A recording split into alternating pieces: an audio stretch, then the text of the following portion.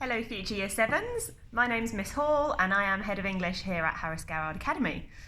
What you can see behind me is our beautiful library full of books which you will be able to borrow when you come here in September. We're so excited to have you, and today I'm going to give you a little taster of one of the books that we study in Year 7. So this is it. I'll bring it close so you can see. So it's called The Breadwinner by a lady called Deborah Ellis. So your first task for this mini lesson is going to be to make a mind map. And you're going to fill your mind map with predictions for what this book might be about.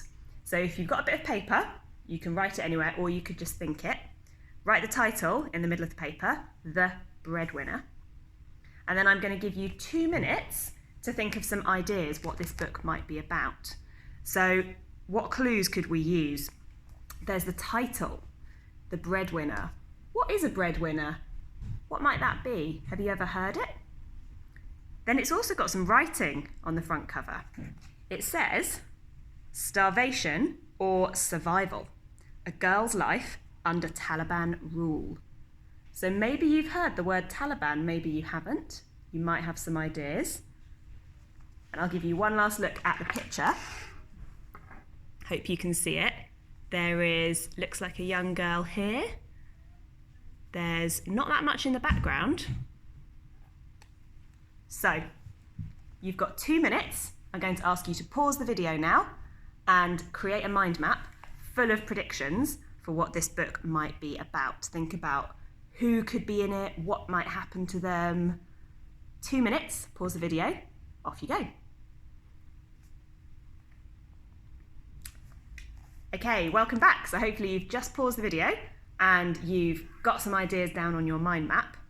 Now, I'm going to read you the blurb. So this is the writing on the back cover, which gives us a summary of the book. So listen carefully, and then you're going to add some more ideas to your mind map. Afghanistan. Parvana's father is arrested and taken away by Taliban soldiers. Under Taliban law, women and girls are not allowed to leave the house on their own. Parvana, her mother, and sisters are prisoners in their own home. With no man to go out to buy food, they face starvation. So, Parvana must pretend to be a boy to save her family. It is a dangerous plan, but their only chance. In fear, she goes out and witnesses the horror of landmines, the brutality of the Taliban, and the desperation of a country trying to survive. But even in despair lies hope. Okay, so Year 7, you're going to pause the video now and add some more ideas to your mind map. So did you get any of your predictions right? You could give them a tick. And if you've got new ideas, add them to your mind map. So remember, think about who's going to be in the story, what happens to them. Do you think you're going to enjoy reading it? You've got 2 minutes, add to your mind map.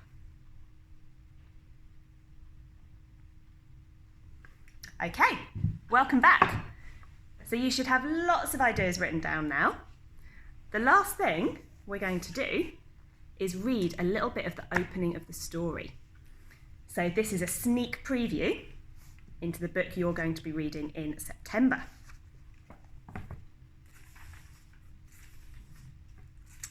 So, Chapter 1. I can read that letter as well as Father can, Parvana whispered into the folds of her chador. Well, almost. She didn't dare say those words out loud.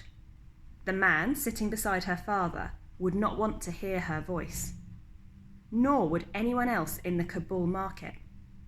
Parvana was there only to help her father walk to the market and back home again after work. She sat well back on the blanket, her head and most of her face covered by her chador. She wasn't really supposed to be outside at all. The Taliban had ordered all the girls and women in Afghanistan to stay inside their homes. They even forbade girls to go to school. Parvana had had to leave her 6th grade class and her sister Noria was not allowed to go to her high school. Their mother had been kicked out of her job as a writer for a Kabul radio station.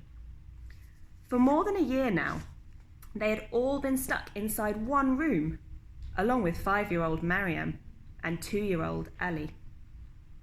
Pavana did get out for a few hours most days to help her father walk.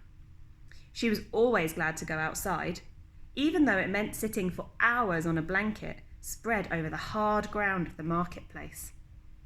At least it was something to do. She had even got used to holding her tongue and hiding her face. She was small for her 11 years.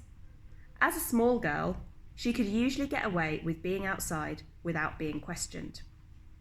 "I need this girl to help me walk," her father would tell any Talib who asked, pointing to his leg. I'm just going to pause there so you can have a think. What might have happened to Pavana's father that means he needs his daughter to help him walk? Just have a think about that for a second. What happened to Pavana's father that means he needs help from his little girl to walk?